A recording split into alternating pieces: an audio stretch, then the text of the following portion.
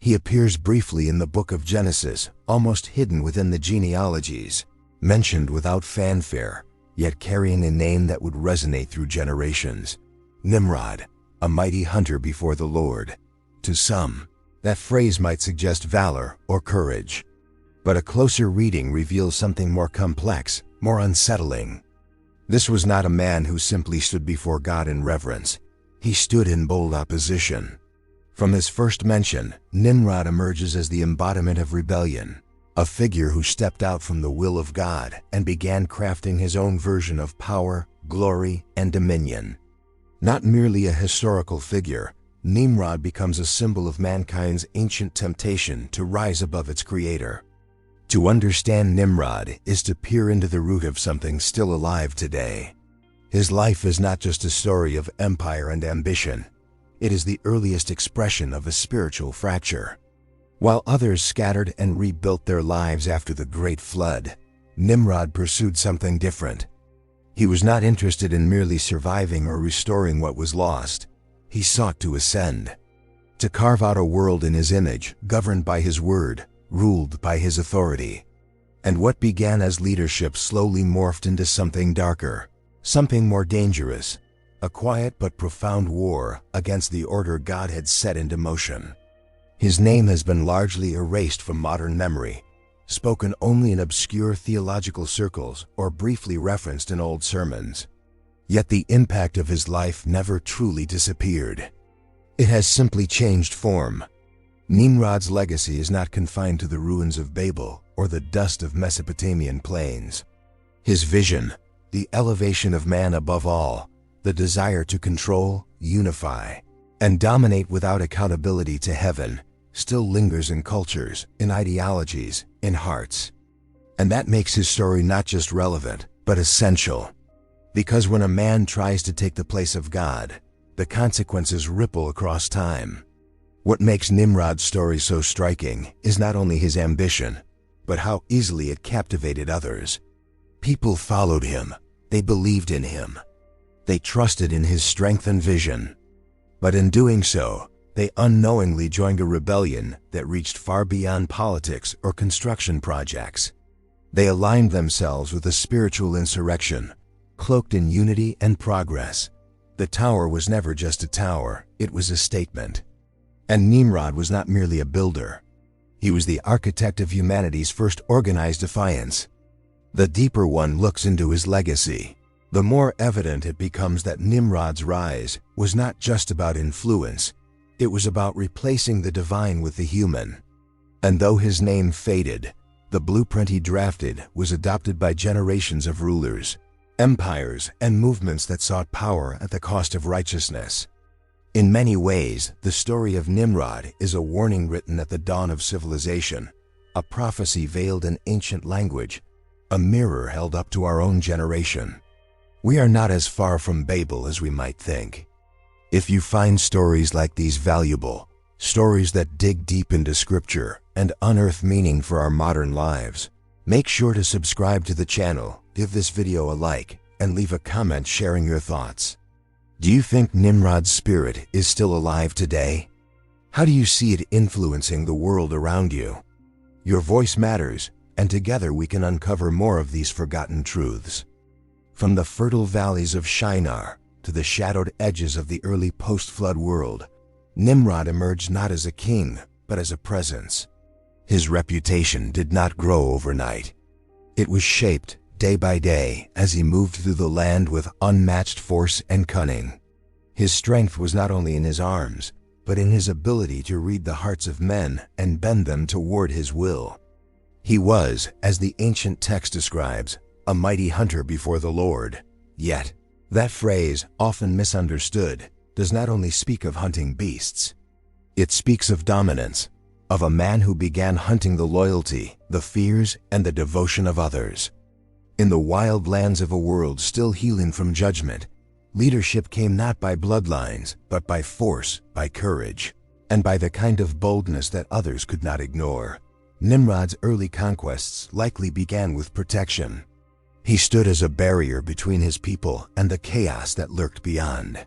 He hunted to feed them, to defend them, to provide order where there was none. People admired him, they followed him. But admiration, if left unchecked, can transform into awe. And awe, when corrupted, can become idolatry. Nimrod saw the way people looked at him. He felt the weight of their dependence. He realized that power did not have to be seized with violence. It could be offered willingly, wrapped in trust. And so he began to take what was given. First, the role of protector, then the title of leader. Eventually, the authority of a ruler. By the time he began founding cities, he was no longer just a man among men. He had become a symbol of strength, of unchallenged will. And he knew it. His most infamous creation was Babel, but it was not his only one. Cities like Erech, Akkad, and Calneh rose under his command, each one standing like a monument to his growing empire. These were not mere clusters of tents and homes. They were structured, walled, organized, designed to reflect control and permanence. In a time where nomadic life was still the norm, Nimrod offered something different: stability, identity, a kingdom. But every stone laid in those cities came with a hidden cost. With each wall built, Nimrod constructed not only a place for his people, but a throne for himself. He began to shift the narrative. No longer was he just a man guided by divine favor. He was becoming the source of that favor. His charisma did not just gather people, it bound them. His words inspired, but they also shaped perception, slowly separating the people from their dependence on the Creator and tying their loyalty to him alone. Nimrod did not need to shout to assert control. He had mastered something far more dangerous: influence. He turned his past victories into myths. Stories of his strength became larger with every retelling. Where he once stood before the Lord, he now stood in front of the people, absorbing the reverence that belonged to God alone. And with each step he took toward glory, his ambition deepened. The transformation from leader to tyrant is not always marked by sudden violence. Often, it begins with subtle shifts: a change in tone, a new expectation, a quiet demand for loyalty. Nimrod's rise followed this path. What began as leadership founded in necessity grew into domination born of ego. The cities he built were not only places to dwell. They were stages on which he performed the theater of power, casting himself not as a servant of heaven, but as the master of earth. His influence spread like wildfire, touching regions far beyond his initial conquests. Other leaders saw his model and began to mimic it. He set a precedent, showing that rule could be forged not through spiritual guidance, but through fear, image, and strategy. He was no longer just a hunter of animals or even men. He had become a hunter of nations, a gatherer of crowns, each one stacked atop the other until the weight of them began to tilt toward the heavens. And yet, in the glow of all this power, something vital was lost. The humility that marks true leadership, the understanding of divine authority, the sacred balance between human strength and heavenly wisdom, these were abandoned. In their place stood a man convinced that if he could rise high enough, nothing would be beyond his reach. The cities he built became not just his legacy, but his prison. For every structure that lifted his name also drew him further from the presence of God. The plains of Shinar stretched wide and open, an empty canvas ready to bear the imprint of human hands. When Nimrod looked upon that land, he did not see mere earth and sky. He saw opportunity, a chance to etch his ambition into the soil itself. The decision to build Babel was not born from necessity or divine instruction. It was an act of will, shaped by a vision that placed man, not God, at the center of creation. This was not just the founding of another city. Babel was different from all the others. Its very name would come to mean confusion, but in its early days, it was hailed as the cradle of a new order. Nimrod's vision was not merely to house a people, but to unite them under one banner, one culture, one language, and one ruler. The city was to be the heart of a singular human identity, crafted not in obedience to the divine, but in resistance to it. Unity, in and of itself, is not wicked. But unity forged through pride, sustained by fear, and directed against heaven becomes something entirely different. At the center of this rising city stood the tower. It began as a simple structure, but soon its ambition eclipsed its foundation. Built brick by brick, layer upon layer, it climbed with boldness that mocked the heavens above. Every hand that laid a stone was not just building a tower, but participating in a declaration. This was not merely about architecture, it was about ideology. The Tower of Babel was the physical manifestation of a deeper rebellion, an attempt to transcend human limits and overthrow divine boundaries. Nimrod's command over the people was not enforced by sword, but by persuasion. He cast a vision that resonated with something ancient in the human heart, the desire to be more than mortal, to shake off the dust of earth and stand equal with the heavens. He knew that if people believed they could build high enough, reach far enough, speak as one, act as one, they would begin to see themselves as gods. And that was exactly the point. Babel was not meant to honor God, but to remove the need for him altogether. The language of construction was filled with confidence. Let us build for ourselves a city. Let us make a name for ourselves. These words were not whispered in secret. They were proclaimed with open pride. The people were not ignorant. They understood what they were doing. They were not simply building upward to escape another flood, as some have speculated. They were building a monument that would stand as a challenge, a symbol of independence, a declaration that man would no longer submit to the voice of the Creator. And Nimrod, at the heart of it all, orchestrated this rebellion not with rage, but with vision. His genius lay not in brute force, but in the seduction of collective pride. He offered his people a story, a grand purpose, a role in something eternal. He convinced them that together they could accomplish what no generation before them had even dared to dream. In the story he told, man was not fallen, man was ascending. Heaven was not a place of worship. It was a goal to conquer. What made Babel so dangerous was not just the height of the tower, but the depth of its intention. It was designed to invert the order of creation. Instead of God reaching down to bless and guide, man would reach up to challenge and replace. Instead of receiving identity from the divine, they would craft their own name, their own destiny, sealed in stone and baked in brick. The rebellion of Babel was quiet on the surface. No armies marched, no blood was spilled. But it was rebellion nonetheless, crafted with precision, executed with cooperation, and fueled by a shared conviction that the divine could be outgrown. Babel became more than a city. It became a philosophy, a worldview, a blueprint for future empires that would also rise, believing they could build heaven on their own terms. And though the tower climbed steadily toward the clouds, its foundation was already cracked, not by storms or time, but by the very arrogance that had birthed it. In a world where the memory of the flood was still fresh in the minds of men, where the echo of divine judgment had not yet faded from the earth, something unthinkable began to unfold. Nimrod, whose name had become synonymous with strength and unity, began to rewrite the very meaning of reverence. What began as admiration soon became veneration, and what once was leadership transformed into something far more dangerous, a claim to divinity. The shift did not occur overnight.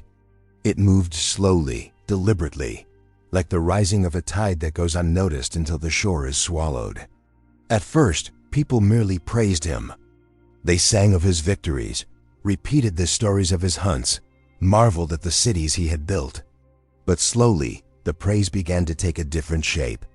They spoke of him not just as a man favored by the gods, but as one who stood among them. It was not Nimrod who first called himself divine. It was the people who began to speak as if he were.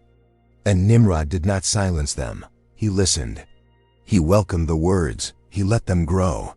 He fed the fire with symbols, gestures, and proclamations that subtly reinforced the idea that he was more than mortal. Where once the people bowed their heads in prayer to the Creator, now they raised their hands to a man they could see, touch, follow. Nimrod offered what seemed more tangible than faith himself. It is here, in this dangerous exchange, that the roots of idolatry took hold. For the first time in the post-flood world, a man did not simply stand in place of God, he stood as God. Altars were built, not in honor of the Most High, but to Nimrod's name. Statues were carved to bear his image, not as a memorial, but as an object of worship. His deeds were no longer retold merely as history, but sanctified as sacred acts. The line between ruler and deity vanished, and the people, hungry for direction and dazzled by power, surrendered their worship to clay and stone shaped in a man's likeness. What made this moment so tragic was not only the loss of truth, but the corruption of trust. The very relationship that once bound humanity to the divine, with awe, humility, and dependence, was now rerouted through a man who claimed to be the bridge between earth and heaven. Nimrod became the substitute, the counterfeit. And where truth is replaced with imitation, the heart of a nation darkens. Idolatry was not born in ignorance, it was born in ambition. Nimrod did not set out to create religion, but to secure control. He understood that the deepest loyalty a person can give is not political, but spiritual. If he could command their prayers, their sacrifices, their hopes, then his power would no longer rest on laws or armies, it would be etched into the soul. As temples arose in his honor, as rituals began to revolve around his name, the worship of the true God faded into obscurity. The simplicity of walking with God, as Adam had in the garden, was now overshadowed by a complex system of devotion centered on a man who demanded more than obedience, he demanded worship. And when worship is misdirected, it does not vanish. It festers, it spreads, it infects. Other leaders began to see the pattern and followed suit. What Nimrod began in Babel rippled through time, birthing gods in every age, gods with human faces, human failings, and human appetites. This was not mere rebellion. It was a redefinition of holiness. The sacred was no longer about the presence of God, but about the persona of a king. Where truth was once measured by divine revelation, now it was dictated by the desires of a man. In Nimrod, the world saw the dawn of a lie so powerful that it would echo through centuries, that man could be exalted above his maker. And as nations bowed to stone and kings claimed the stars, the memory of the Creator began to fade. Not because he was absent, but because men had chosen a different reflection to adore. In the ancient world, wars were often marked by noise, by the clash of swords, the cry of armies, the smoke of burning gates. But Nimrod waged a war of a different kind. It was not declared on a battlefield, and it was not fought with weapons forged of bronze or iron. His war was one of defiance, wrapped in symbols, in systems, in words spoken with absolute certainty. It was not simply a challenge to heaven, it was a campaign to dethrone it. The moment Nimrod began to receive worship, he stepped beyond the realm of kingship. No longer a sovereign over land or law, he now claimed spiritual dominion. And with that, he moved from ruler to adversary. His rebellion was no longer passive, it became a mission. A mission to unseat the Most High from the hearts of humanity. Not by force, but by replacing the divine with a counterfeit, a mirror reflection that bore no truth, only imitation. He built more than cities, he designed narratives. Through the tower, through rituals, through the unifying of language and culture, he sought to erase the distinction between man and God. The very architecture of Babel screamed rebellion not through its height alone, but through what it represented. Each brick stacked higher declared that heaven could be reached without holiness, that man needed no covenant, only ambition. The tower was not a path upward, it was a fist raised toward the sky. Nimrod's strategy was brilliant because it targeted belief. If he could alter what people believed about God, he could redirect where they placed their loyalty. He did not need to destroy the knowledge of God, only distort it. He introduced a new gospel, one where man is sovereign, where creation bows to its own will, where morality is no longer defined by divine decree, but by human consensus. This was not the abolition of religion. It was its reinvention, designed to look spiritual but stripped of all submission. His proclamations became doctrine. The gods of stone and fire began to reflect his values: domination, pride, ambition, control. Even when he did not claim their names, their features mirrored his rule. Every idol formed in his shadow was a sermon of self-exaltation. In this way, Nimrod became more than a historical figure.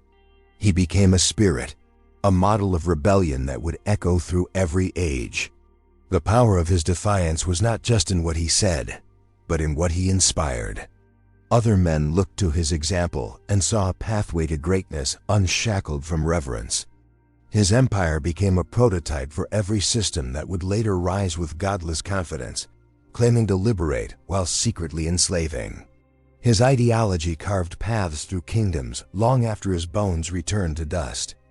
He stood as the first of many who would cloak tyranny in glory, who would build unity without truth, who would declare peace while waging silent war against heaven. His war was fought in temples, in schools, in politics. It was embedded in the very structure of society, so that the divine was not removed by decree, but replaced by distraction. And where distraction failed, propaganda followed. Images of gods with human failings, myths that exalted violence and pride, laws that protected power instead of justice, each became a brick in the tower of human defiance. Nimrod, by his actions, did not simply rebel. He institutionalized rebellion. He made it attractive. He made it normal. And by doing so, he laid the groundwork for a battle that would rage long after Babel fell. His declaration of war was not with shouts and banners. It was whispered in the hearts of those who chose their own way over the way of the Creator. It was not thunder or flame that marked the intervention. No storm rolled in from the east, no mighty hand struck the tower from the sky. The collapse of Babel came quietly, like the unraveling of a tapestry whose threads had been pulled too tight. As the city neared the height of its ambition, as voices lifted in praise, not to heaven but to human glory, the divine response arrived, not in wrath, but in wisdom. The people had spoken with one tongue, built with one purpose, moved with one heartbeat of pride. Their strength had become their weakness, for it fed a vision that excluded the very one who had given them breath. They believed unity made them invincible, that their shared language gave them limitless reach. And perhaps they were right to a degree. For unity without reverence is powerful, but it is also dangerous. It was that danger, not merely their arrogance, that drew the gaze of heaven. God saw what they were doing. Not just the stones and mortar, but the spirit behind them. It was not the architecture that called for intervention, but the motive. They were not just building a tower. They were building a world without Him. And the Lord, in infinite understanding, did not destroy the structure by force. Instead, He dismantled the illusion that held it together. Language, so simple, so foundational, became the dividing line between purpose and confusion. In a single divine act, the shared tongue that bound the people was fragmented. Sentences fractured mid-word, commands turned to chaos, names became meaningless sounds. Workers could no longer cooperate. Architects could no longer instruct. Leaders could no longer lead.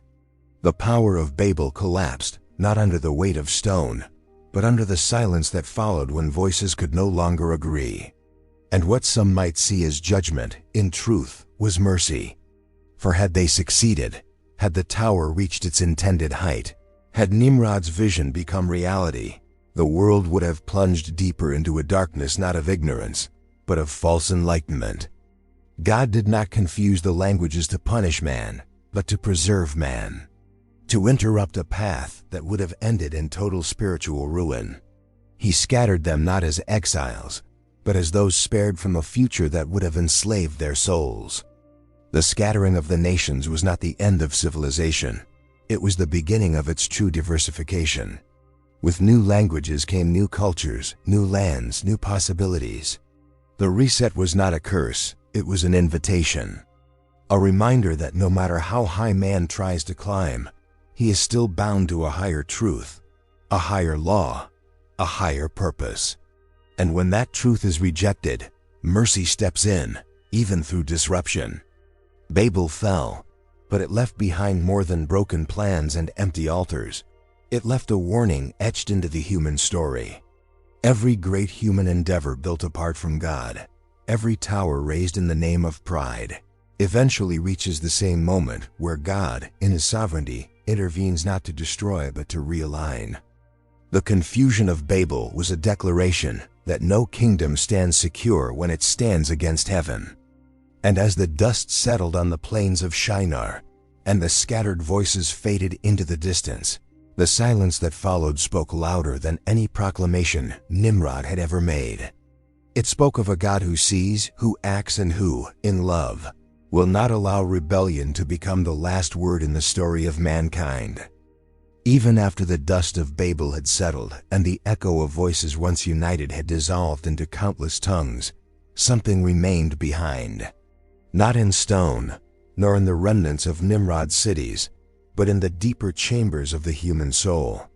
His structures crumbled, his empire fragmented, but the spirit that drove him, the desire to exalt man above his maker, to raise the human will above divine command, refused to vanish.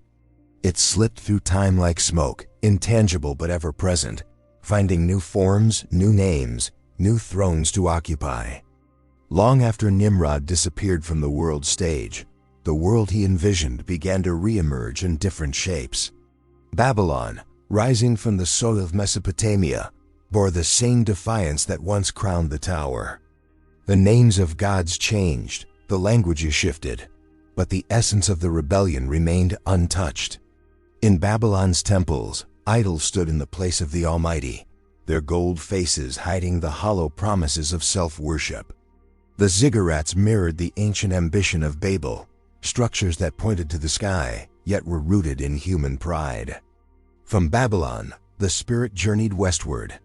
It found fertile ground in Rome, where emperors declared themselves divine and demanded allegiance not just to law, but to personality. The empire that claimed order and civilization built monuments to man's greatness while crucifying truth on a hill outside Jerusalem. Rome dressed Nimrod's defiance in marble and empire, but its heartbeat was the same. It was not merely expansion they pursued, it was domination of spirit, the remaking of man in man's image. Yet this spirit did not confine itself to palaces or temples. It began to seep into ideologies, into philosophies, into systems of thought that promised freedom while quietly severing ties with the Creator. It whispered through the Enlightenment, where reason was enthroned above revelation. It marched through revolutions that sought to replace God with government, that lifted up the collective will as the highest authority. It painted itself as progress, but its root was rebellion. Nimrod's legacy became a blueprint for every kingdom that sought to govern without God, for every movement that aimed to construct identity without divine truth. Even now, in a world filled with data, innovation, and the illusion of control, that same ancient spirit moves silently. It no longer builds towers of stone, but digital ones, platforms where voices rise together, not in prayer, but in praise of self, of autonomy, of limitless expression divorced from eternal purpose. In cultures that celebrate image over substance, that elevate influence above wisdom, the spirit of Nimrod thrives.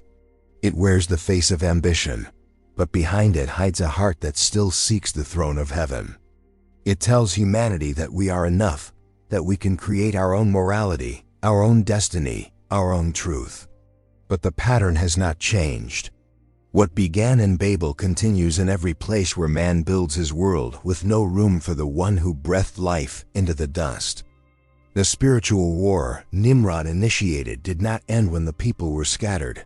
It evolved. It went underground, then resurfaced. It moved from altars to ideologies, from monuments to movements. And though it may appear different with each generation, its goal remains the same: to shift the center of worship from God to man, from creator to creation. This is not just a relic of the past. It is the unseen war within the present. The battle that once played out in the plains of Shinar now rages within institutions, governments, entertainment, even hearts. Nimrod may be forgotten by name, but his rebellion lives on wherever truth is traded for power, wherever unity is pursued without righteousness, wherever men exalt themselves and silence the voice of heaven. Skyscrapers gleam under artificial suns, data pulses through invisible veins that stretch across the earth, and voices rise together on platforms that defy geography. It would be easy to believe we have outgrown Babel, that Nimrod's dream lies buried under layers of archaeology and myth. Yet when the veil is pulled back, what becomes clear is not the end of his vision, but its evolution. Modern Babels do not reach toward the heavens with clay and brick. They rise through ideology, through screens, through the belief that man no longer needs God because he can recreate himself. In this new world, unity is once again exalted, but it is unity crafted without holiness.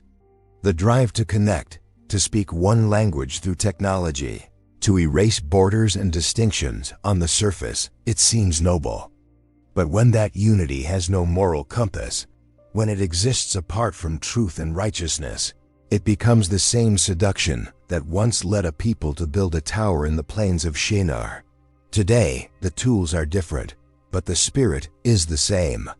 What Babel once declared with stone, modern society now proclaims with code and culture.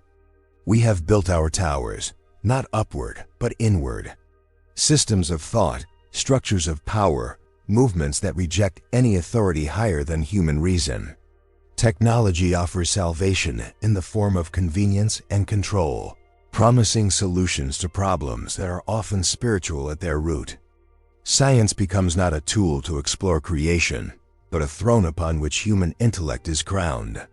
Even morality is redefined, not by divine standard, but by popular vote, shaped by trends and algorithms. In this age of endless information, truth becomes relative. Everyone is free to build their own narrative, craft their own identity, define their own version of good and evil. The phrase, "make a name for ourselves," once spoken at Babel, now echoes in countless ways, from the branding of influencers to the ideologies of global movements. The world tells us we can be anything, do anything, define everything. It is empowerment without guidance, and it is eerily familiar. The question is no longer whether we are building towers. It is whether we recognize them. Are the structures around us drawing us closer to God or pulling us away from Him? Are the voices we follow pointing to truth or merely echoing our desires back at us? Are we, in the name of progress, reconstructing the same rebellion that once brought divine intervention? Nimrod's dream did not die because it was too weak. It was halted because it was too dangerous. And today, the danger lies not in architecture, but in amnesia, in forgetting who we are without God, in believing that if we just build the right systems, advance the right technologies, find the right leaders, we can save ourselves. The spirit of modern Babel says salvation is no longer a matter of grace. It is a matter of effort, of strategy, of collective will. But every human-made tower stands on fragile foundations. The world may admire its shine, but underneath lies the same fault line that ran through Babel: the refusal to surrender, the denial of dependence, the belief that God is optional. And when the spiritual structure is ignored, the collapse is inevitable, even if the world calls it progress. Each of us stands amid this construction. The tools are in our hands, the bricks offered daily through choices, habits, values. And without realizing it, we may be participating in a building project that bears Nimrod's fingerprint. The rebellion is no longer distant history. It is a present reality, woven into the fabric of daily life, dressed in the language of self-expression and autonomy. History is littered with the remains of empires that once claimed eternity for themselves. Their banners faded, their monuments broken, their names now spoken with a sense of irony or regret. The pattern is unmistakable. It repeats with unsettling precision across the centuries. A ruler rises, claims dominion not only over people but over truth, sets himself above moral law, exalts his will over the divine, and then the ground begins to tremble beneath his throne. The collapse may not always come swiftly, but it always comes, because God will not be mocked. Nimrod's story, though ancient, established a pattern that has echoed through civilizations that dared to imitate his arrogance. Babylon, the city born from his legacy, boasted of its greatness, yet it fell in a single night. Its king, Belshazzar, lifted a cup meant for sacred use and drank in defiance, only to see the writing appear on the wall, not from the scribe, but from the very hand of judgment, weighed and found wanting. The same pride that once lifted a tower now crumbled a kingdom. Rome declared its emperors gods. The Senate bowed, the masses cheered, and for a time it seemed unshakable. Roads stretched across continents, wealth poured in, and the empire branded itself eternal. But beneath the marble and gold lay rot, moral decay, spiritual emptiness, and the quiet erosion of truth. No army toppled Rome in a day, yet the empire collapsed under its own weight, proving that no claim to divinity by man can withstand the gaze of heaven. In more recent times, ideologies have taken the place of idols, and tyrants have risen without crowns, their power flowing through policies and propaganda instead of scepters. They exalted reason above faith, the state above spirit, progress above righteousness. They banned the name of God from their schools, their laws, their borders. And like every tower before them, they too fell, not only through war or rebellion, but through the unraveling of their false promises, their lies exposed, their legacies drowned in the very chaos they once unleashed. The justice of God is not always immediate, but it is always absolute. The world may forget, history may be rewritten, but heaven remembers. Psalm 2 verse 4 declares that the one enthroned in heaven laughs. The Lord scoffs at them, not with cruelty, but with the unshakable certainty of truth. Because no matter how loud the rebellion, how high the towers, how unified the voices of defiance, none can reach the throne that stands beyond time. Every age has its Nimrods. They emerge with charisma, with vision, with power that dazzles the eyes and stirs the heart. They promise greatness, unity, freedom on the condition that God be left behind, but their stories always end the same way. What they build without the foundation of heaven collapses under the weight of their own ambition. This is not simply a warning for nations or rulers. It is a reminder for every soul. Whenever pride replaces humility, whenever independence replaces surrender, whenever the name of man is lifted above the name of God, the clock begins to tick. Because though God is patient, his justice is never absent. The universe he created still answers to his voice, and no empire, however mighty, can silence it. What Nimrod began, many have imitated, but none have escaped the judgment he invited. And every fallen throne, every shattered idol, every silenced tyrant is a whisper of the same truth: God will not be mocked. The story of Nimrod is not just a historical account, nor merely a cautionary tale whispered from ancient scrolls. It is a mirror held up to every generation, and in its reflection lies a question as sharp today as it was when the first bricks of Babel were laid. Whom will you serve? At its heart, Nimrod's path was not just one of pride, it was a choice. A deliberate turning away from the Creator, a rejection of dependence, an embrace of self as the highest authority. And though his name has faded from most lips, the path he carved remains as present as ever. In contrast stands a different way, quieter perhaps, less adorned with spectacle, yet rooted in eternal strength. It does not shout for attention, it does not parade with false glory. It calls the heart not with flattery, but with truth. This way leads not to a tower, but to a cross. Not to self-exaltation, but to surrender. Not to fleeting empires, but to an everlasting kingdom. The invitation has never changed. From the garden to the tower, from the prophets to the gospels, the call is the same: choose whom you will follow. Nimrod built for his name, God builds for your soul. One demands that you climb higher on your own strength. The other stoops down to lift you in love. One calls you to become your own savior. The other gave his son to save you.